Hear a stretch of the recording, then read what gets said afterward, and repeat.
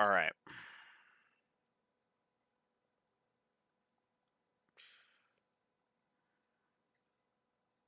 All right. So, another standalone episode. I'm not sure if this one is really that necessary. This is, of course, the episode where we confirm that Doma is an mega corporation that has its fingers in the pies of many pies. Wait, didn't we establish that like a bajillion episodes ago? Obviously, I'm exaggerating, but like, no, I could have sworn. Wow, where was that? Too far. What episode was that? There's an episode that we confirmed that in. That was, I think that was My Freaky Valentine Part 3, was it not? Haramosa's Miracle? Yeah. Yeah, Haramosa, all the way back in Haramosa's Miracle, aka episode 154. Or, why did we need another episode to establish how long, far-reaching Dartz's power is? Whatever. I know I'm kind of harping on all of this, but I have to be honest with you on this, okay? Like this doesn't make any sense to me. Just my opinion. Still, I will go ahead and I will say this episode is okay.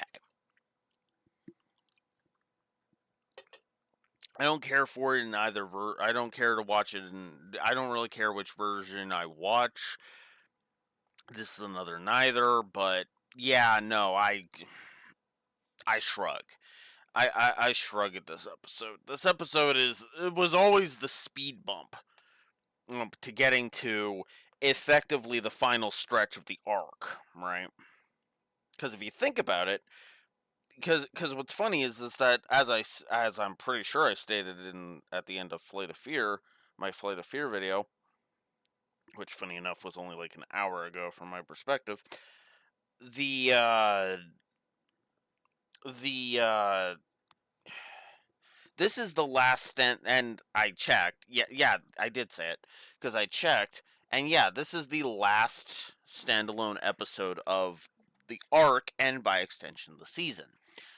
Which is funny because it's not the last standalone episode we've got. Obviously, the last standalone episode we're gonna get is actually all the way at the end of the show. Oh, the fifth last episode is effectively our final our final episode of the arc, or sorry, final standalone episode of the show, is what I mean, right? Which is funny because that may or may not be different when it comes to uh, how many episodes the ceremonial duel of GX is, but I digress. Where do I begin? So, I suppose we should discuss this. So, the game. So, Kaiba's guys have gotten the images at from the museum. They get the images to Kaiba, so Kaiba's got it on now a floppy disk. We actually see him, I in the sub at least, throw a floppy into his computer mainframe to analyze, and and then and uh and so it's a big race. They Atem and Kaiba have to get past a whole bunch of monsters. Cersei's dismissing it. Kaiba dismisses it in the dub because, again, we have to do the whole I don't believe in magic shit with Kaiba. And Seto, I do like that Seto's point is our summons are going to be solid vision. You realize that, right, Yugi? So, how are we going to deal with something that isn't solid vision, that goes beyond solid vision? And Atem just says you have to believe that the dual monsters are real Kaiba, right? Just think of it as science has not proven this that correct yet, that kind of thing, right? You know, and of course, this is all after, you know, Rebecca is basically told in both versions, okay, look, Rebecca, you need to put the grudge away, you know? I know I jumped right into the thing, but yeah. But so let's go ahead and let's go ahead and address the Rebecca. We'll circle back to the Kaiba stuff in a minute. The Rebecca grudge against Atem makes sense. I'm not trying to say that it's a plot hole or anything, because it's not. It's not even remotely a plot hole. But at this point, it's a kind of okay, look, we've got bigger fish to fry. Okay, like I know you have this this hate boner of you want to put your knee in the groin of a Tem, and the only reason you're not doing that is because that's your darling's groin, technically, right? The thing is that Rebecca, and that is one thing I'll credit Rebecca. She does put her freaking grudge against the Tem aside, because she realizes, wait, if I don't put my grudge against the Tem aside, we're never going to get him back. And that's the truth. If you think about it, that is the truth. Because if you keep if we keep fighting amongst ourselves, we're not going to be dealing with the real threat. You know, Kaiba has already dealt with one of the three major threats, right? I say three, but technically we also have to deal with Mai. But Joey's got two threats he's got to deal with, and he's going to be dealing with one of them next, and then free the other one, only for her to get fridged. Free the other one, and only for her to get fridged. And of course, a Tem will have, has to deal with the other one, to to quote to keep his, to make it so that Seto will accept the words of Subatem, and when he gets his title back. Which I actually prefer the way Atem words that in the sub. He basic because in the dub he's like, this is more important than just a title, which is kind of dumb. Instead, just be like, because the way I would have had Atem say it is, don't you worry, Kaiba. I will get my title back. I will get my title back. Heck, I promise you, I will get my title back. Heck, and I will crush Doma to do it. Which is funny because obviously he has a reason to do that. Because of Raphael's bullshit, Yugi was captured, right? So.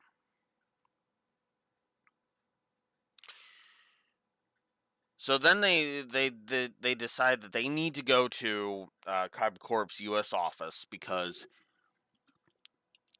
Kaiba systems will be able to analyze it the fastest, because they're basically running out of time at this point. It's a race against time, which is funny because we actually see this in this episode with all of those Orichalco stones summoning Orichalco soldiers across the world. They are basically out of time. Right. They need to stop Doma, and they need to do it soon, right? They need to figure out where the hell Doma is. Doma's main office, Paradius/Doma is. They need to find its main office. They need to track down Dartz, and they need to kick Dartz's ass like now.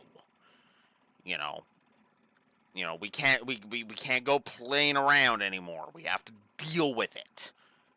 We have to knock Valen down. We have to knock Valen out of his fucking armor suit. We have to destroy Valen's armor suit, and punch him to the ground, and then we have to convince Mai that she needs to get Dart's dick out of her fucking mouth, and stop being a whore. I'm sorry. I'm gonna keep fucking saying it like that because I'm sorry. No, Mai should never have joined the dark side. I keep saying this. I keep saying this because, again, this happening to Mai is my issue. Her being kind of upset and everything, sure. Sure. Or, her being pissy at Joey and all that stuff, sure. Her joining an evil cult and fucking using its power to be a power hungry bitch? No! That's a step too far, you know? Like, I almost wish Mai's character arc had been, if Valen had been, the goal they needed to overcome, right? Like, Mai witnesses the duel between Joey and Valen, and that brings her to her senses, and it's like, oh right, that's what dueling's about, huh? Oops, I screwed up, you know.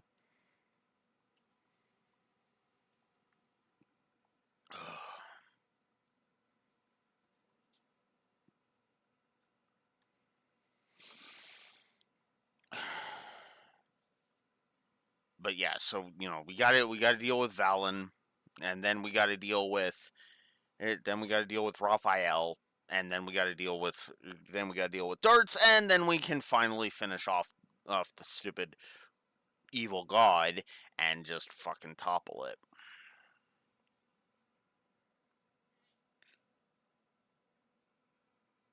You know, because you know. But to circle back around to the point with Tem and Kaiba going through Kaiba Corp, I love that whole sequence, right? Especially in the sub. Admittedly, I prefer the over the top. Oh no, it is them. Because Eric Stewart delivers that beautifully. Usually, like once they get into the computer core, I kind of prefer it dubbed. But on the way to the computer core, I prefer that part subbed because because of the whole just think of it as science hasn't proven that dual monsters are real yet, right? We haven't discovered the dual monster. Science hasn't discovered the dual monster spirit world, and arguably, I don't think the dual monster spirit world wants to be discovered by science because, duh, right? Which is funny because I'm actually reminded of something from the second season of Digimon, of Digimon, right? In Digimon Adventure 02, there was actually a line in the dub of that show. I don't know if it's in the sub because I haven't seen 02 in the sub. There was a line where Genai basically says, yeah, we kind of hid the ways of the digital world because it's like we kind of didn't want people just venturing there randomly. And now granted, there are ways you could have done so, but it had to be, it would need to be there need to be a specific way to do that in order to keep people safe, right? There would have to be regulations and whatnot, right? If you were going to let humans cross over to uh the digital world, you know. I also like that Kaiba basically, if you notice, he has no qualms with teaming up with Yugi. Like he literally says is he basically calls Rebecca pathetic and says let's go Yugi, we got work to do, Yugi, let's go, right? Which is kind of funny. Now I think part of that is just because he wants to see Atem prove his words accurate, right? And I think the other part is too, it's like, no, no, Seto knows that Atem is wants his title back in some way, shape, or form. Now, obviously, it's more complicated than that, and Atem doesn't actually give two flying fucks about the Dual King title.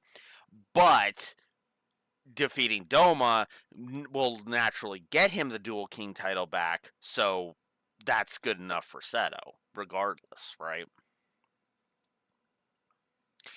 So I do like that, and I also like the whole set when Tem says science hasn't proven it yet. It Seto literally says it's a silly theory, but hey, let's test it. Test it. Because you've got a corridor of monsters. It's like, at this point, just what do we got to lose?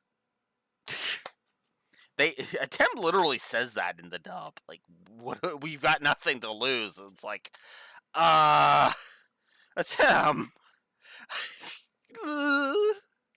you kind of still have your soul, you know. God. Uh. Meanwhile, Tristan and Taya are off trying to convince the police that things are screwed up. But unfortunately, they run in. The cops have been corrupted, which I know. Redundant. Some people will say redundant statement. No, I actually mean that in the proper sense this time, not cops that are corrupt. I don't mean in the corruption sense. I mean literally they are under Dartz's control. That's what I mean by corrupted, right? Which is why we had all that stuff about the world market being in Doma's control, right? At the beginning of the episode in the sub.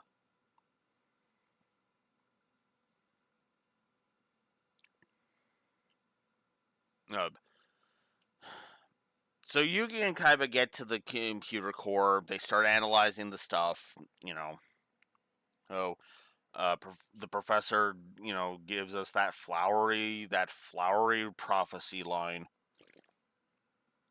about paradise resurrecting, and then they find out about Paradius. Doma is behind Paradius. Dartz is the head of Paradius. And Atem has a weird line in both versions. How the hell does a guy who fought a war 10,000 years ago, how the hell is a guy who fought in a battle 10,000 years ago, you know, be living now and be the head of a modern day corporation? Said the 3,000-year-old pharaoh who's living in a magic puzzle. Like, what? Cute gag. Cute gag from Dartz when Timaeus and Critias are summoned against him. How's your eye, Timaeus? Yeah. And in the meantime, when they find out where Paradius is, Joey runs off. It runs off to go and confront them because, again, in the sub he says he's getting Mai and Ryuzaki back, but I prefer in the dub where he's like, I'm not leaving without Mai and Yugi. Because, again, fuck Rex. He was a dick and a moron. I'm sorry, but Rex Raptor / Dinosaur Ryuzaki got exactly what he fucking deserved. As did Insector Haga / Weevil Underwood, while we're on the subject. But that's just my opinion.